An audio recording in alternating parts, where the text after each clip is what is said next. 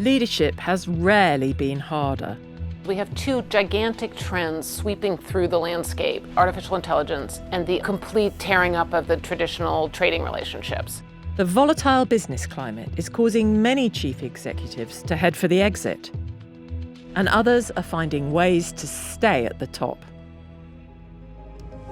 I'm Isabel Berwick. I lead the FT's Working It brand, speaking, presenting and writing about management, leadership and workplaces.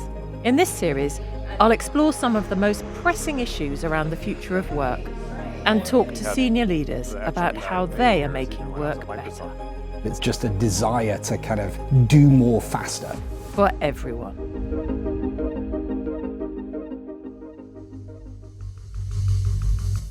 The Royal Military Academy Sandhurst, training ground for all British Army officers and site of Goldman Sachs' 10,000 Small Businesses Leadership Retreat. It's the ultimate form of leadership when you're having to lead your men and women into battle and into harm's way. So the lessons that you learn in the army from leadership are effectively the utmost that you can learn, which really translate into any form of business. The role of CEO is high pressure and high risk. Leaders have to manage multiple crises, from geopolitical conflicts to tech disruption and fragile supply chains. One of the main benefits of doing things like this is they're so busy running their business on a day-to-day basis. Actually, to be able to have that time out to stop and to come away and to really think about themselves and themselves as leaders. I think it's vitally important for leaders to upskill themselves. You never stop learning. If you think you've got to that nirvana, then you really need to take a step back and ask yourself. The Goldman Sachs programme provides support and education to founders of small businesses across the UK. I met with its head, Charlotte Keenan. What do you think are the challenges that founders and CEOs of scaling up companies most face? What do you see in this cohort? So I think what we see in particular, a lot of them are tired. They're at the top, they're alone. And so where we help them is we give them the chance to have that peer-to-peer support.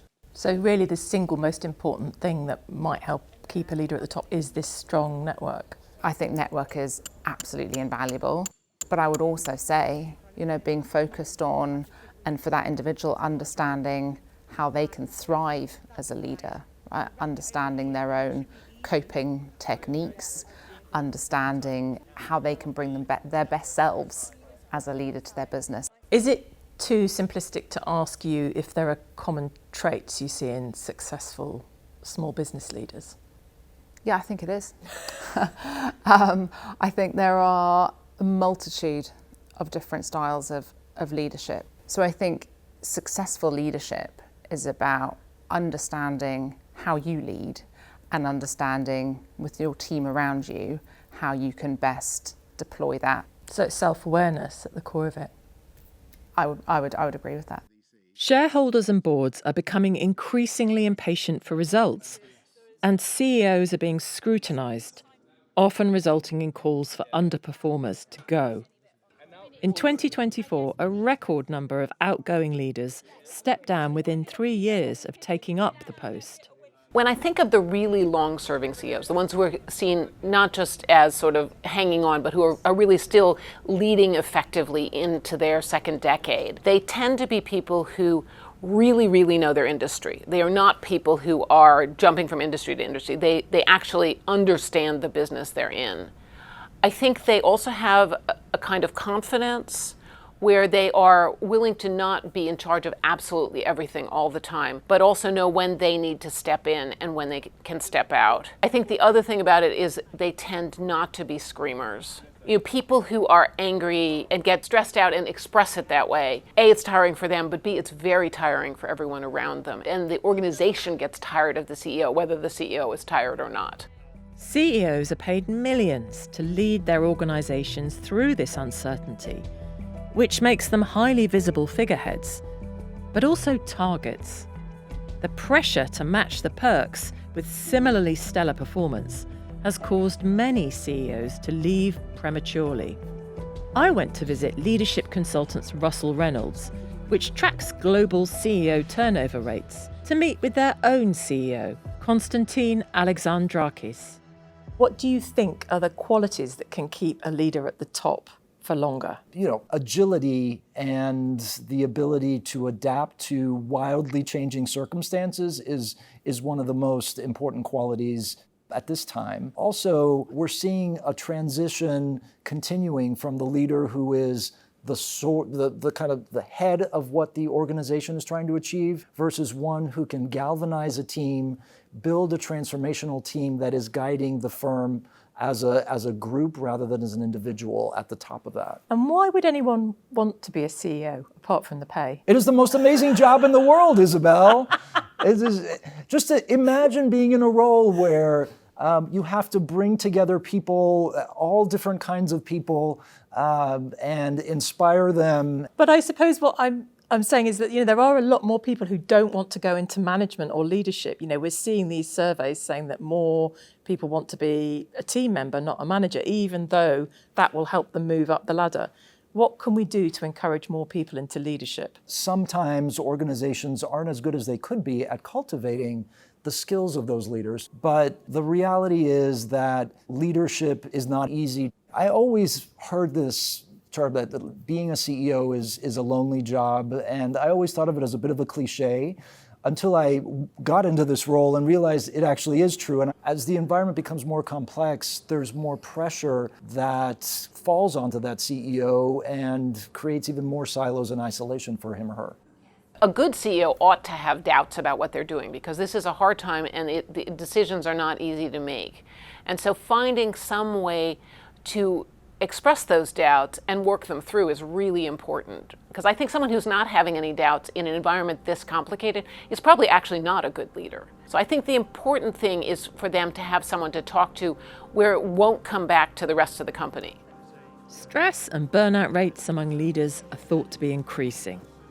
A recent survey by consultancy DDI found that 71% of leaders reported a significant increase in their stress levels since starting their current role, and 40% of those have considered quitting their role as a result.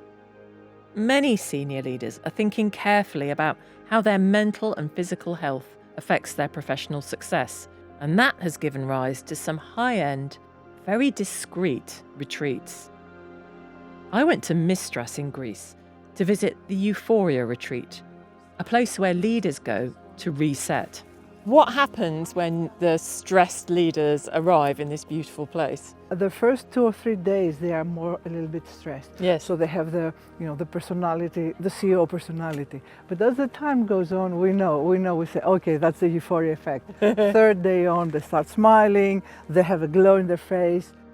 Euphoria's founder and CEO is Marina Efremoglu, a former president and CEO of Telesis Investment Bank. So you were a CEO in financial services. How did that kind of leadership lead you to this kind of leadership? It was a success stories of the 90s, and actually in 2000 I was named Business Person of the Year. I'm the only woman CEO of a publicly listed bank. But it was a totally different environment. And in the beginning, what was creation and what was creativity became something that I started being estranged. And this is the first time that I encountered what we now call like a burnout. I felt like a huge distance between who I was and who I was becoming with what I was doing. So at that time, I really made decisions that this is not the place that I wanted to be anymore. So the leaders who come here, how is their burnout showing itself, and what's the philosophy you have at Euphoria to help them? The role of a CEO is very much outward looking. It's very much communicating. It's very much talking. And you need to go in because you need to take the time to be with yourself, to be sometimes silent, near nature, to reflect on your journey. And because the daily life of a CEO is quite intense, it's very difficult to do it when you're at home. How important is finding time to take care of the body as a leader? I mean, do you think most leaders are aware of that now? Because the old vision of a CEO would be sort of heavy drinking, smoking, perhaps, masking. And now there's lots of people who optimize everything. Do you think we've gone too far the other way? It's much better going that way or the other way. Yeah. But the physical aspect is very, very important. The bodies are really the here and the now. And if the bodies cannot support our mind and our processes, there is a discrepancy, there's a lack, and our bodies will show up. So I've interviewed lots of CEOs for this series, and there's a question that I keep thinking, which is, why would anyone want to be a CEO? I mean, obviously the money, but you've been a CEO in two very different arenas. I think that is a really good question. I mean, you have to ask yourself why you want to be a CEO. There is, as you said, the money, the power, and the fame and everything. Long term, it has to be a meaning. How do you see your contribution? How do you see your company's contribution to the world? So if you think about these things and if you have a vision of what your company will offer and how you will shape your company, and for a long-lasting CEO, you have to be ready to step down. So don't hook your identity to it. Exactly. You said it correctly. I mean, it is important. Many times our job and our roles is our identity, but is our identity something bigger than that?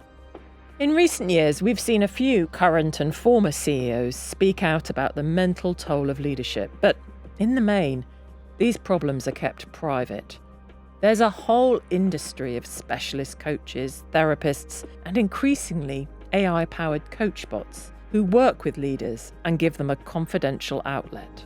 I tried out Valence's virtual workplace coach, Nadia, at the FT offices. So what are we going to get Nadia to help us with? So today we are going to see a role play of how Nadia helps you prepare for a difficult conversation that you have with a colleague. And one of the things to keep in mind here is that Nadia thrives on context. So the more that you share, the better she'll be able to actually help you. And the way this works is pure audio conversation. You can, of course, type. What most of our users do at all levels is speak to Nadia and hear her responses. All right, Nadia, the problem I've got is I'm going to have a really difficult conversation with Claire, who's my number 2 in the business. I've only been CEO for a short time. Claire didn't get the job. She's resentful. I'm having a really difficult time engaging her with my strategy, and she's in charge of rollout among the workforce, but she's not really implementing it. So we go into this role play and you'll see Nadia enter the conversation as Claire, based on the context you've shared. So what is it you wanted to talk about? I'm guessing this is about the new strategy, since I haven't been looped into much lately. Claire, I'm sorry you feel that way. I thought we'd thoroughly briefed on the strategy, but how can I help you understand it more? As Claire, honestly, it's not that I don't understand it. I just don't agree with how you're going about things. You made your decisions, and now you want me to just fall in line after everything I've put into this place?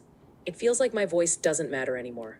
Oh man, I don't know how to respond. That is hard. Can Nadia give me a nudge? If you look at the suggestions that come up here, you'll notice that Nadia is already beginning to give you a bit of guidance as to how you might calibrate your approach. This gives you a sense of what to prepare for when you actually go and have the conversation. What we're aiming to do is use this coach to help you be more confident and capable in making sure that actually happens well. What you could also do is close this role play and get a recap of how you actually performed. Oh my word! So it will now show you something like, here's the summary, here's the breakdown, how did this actually go? Are you going to tell me I'm not ready to be a CEO yet?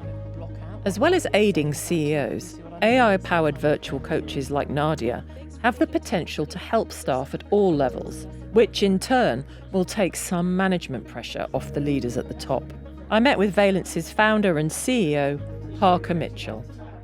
What's the thinking behind Nadia? When we saw the advances that were being made in large language models, we realized there was an opportunity here to create this idea of personalization at scale. An individual AI coach that knows you, just focused on you, how to help make you better, but then how to understand your job and how to help you do your job a little bit better. I think coaches, the whole coaching industry is quite worried about AI coaching coming in. What would you say to the worried coaches? I think if you're an experienced coach, there's a magic to human relationship and human connection that, at least for the moment, the foreseeable future, AI is not going to replicate. And we sometimes distinguish between what we call capital C coaching and lowercase c coaching. And so if you're a human coach, you're mostly doing capital C coaching. You're asking a few questions, you're unblocking big things that might be holding your client back. Lowercase c coaching, which is what Nadia is doing, is helping you day to day in the flow of your work. Managers are busy. They don't want 25 questions. They sometimes want a tip. So I think they're quite complementary. I think AI coaching is going to be transformative because of the scale. And I think human coaches are still going to have a role for that capital C coaching in particular moments that a human might need them for. Does Nadia solve your problems for you? I turn to her 3 times a day. Like, she's got this buildup of memory. Like, I don't know what I would do if I went to another company and I didn't have Nadia, like literally. I think there will be a lot of temptation to find ways to have AI make you more efficient. And, there are few people as overburdened and hit by as much information as CEOs. I also think there's a real risk that if you put the AI agent between yourself and the actual work, that something gets lost. And the whole point of a CEO is to see around corners and spot things that are not predictable. The best CEOs are the ones who connect a lot of unexpected dots. In a changing world, leaders still need to pace themselves for the long term. Building support networks, both human and perhaps AI-powered, and focusing on purpose. If we lose sight of why we are doing our jobs, and that includes CEOs, then we become disconnected and disaffected. And while it is certainly lonely and stressful at the top, there's still a lot of upside to running your own show.